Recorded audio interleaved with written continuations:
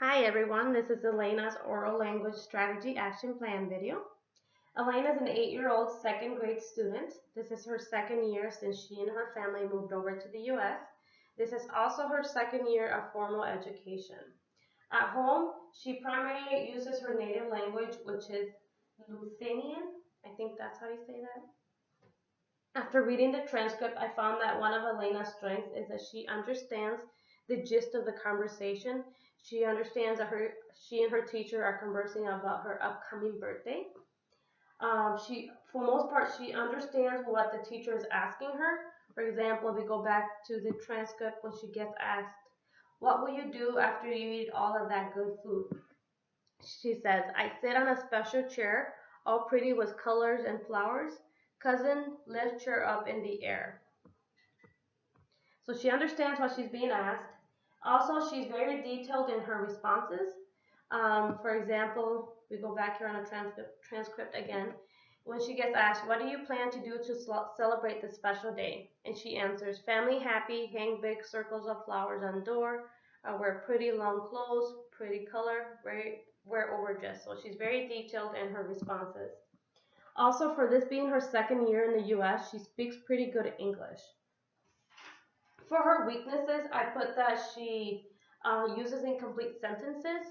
If I go back and read to you when she gets asked how she would celebrate her birthday, she says, "Family happy, hang big circle of flowers on door." It's not a complete sentence. She tends to miss the subject or verb or the noun of a sentence when she speaks, so she probably needs some help on how to build complete sentences when speaking. Another weakness I found is that she struggled with vocabulary. For example, she seems to be unsure of what the word celebrate means or what the word celebrate is. She doesn't know what the word breathe is because instead of using it in a sentence, she tries to explain it. Another weakness is that she uses repeated words a lot. For example, she used the words pretty, inside, color a lot throughout the conversation. Based on Elena's weaknesses, I chose to do a mix of introducing key vocabulary and the oral close strategy. This strategy is great when trying to introduce new vocabulary to students. For this strategy, the teacher needs to model fluent reading. When the teacher is reading, the students read silently, but when the teacher stops reading, it's the student's responsibility to read those particular words.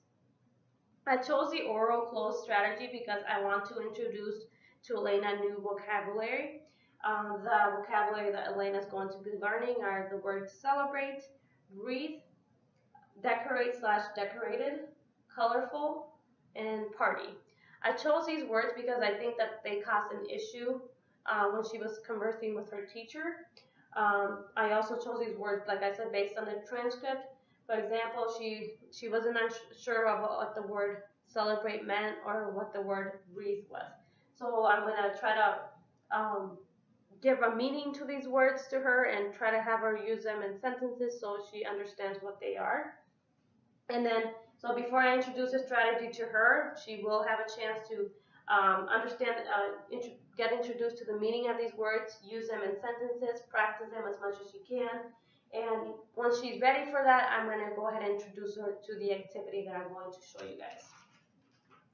But first, I'm going to explain to you guys why I chose to base my paragraph based on her responses. I chose to do that because I think that her seeing how she should have answered the questions in complete sentences will be helpful for her when she does that in the future. For example, now she knows how to use the word celebrate using complete sentences after she reads this or after she's been practicing for a while now. So this is how I would model it to Elena. Hi Elena, today I'm going to read you a paragraph. As you can see, some of the sentences have a blank spaces. I want you to fill in the blank spaces with words that you think best fits in the sentence. I provided you with a word bank down here. If you need to use it, go ahead.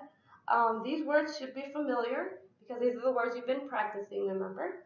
So here I'm going to go ahead and start reading it to you, okay? My family throws a big, my birthday. We hang a On the door, I wear a long dress. My grandmother makes my favorite. I sit on a chair that is with pretty colors and flowers. My cousins, the chair up in the air. If you haven't gotten a chance to fill in all those blank spaces, go ahead and do that. And then once you're done, I'm going to have you read this paragraph to me, okay?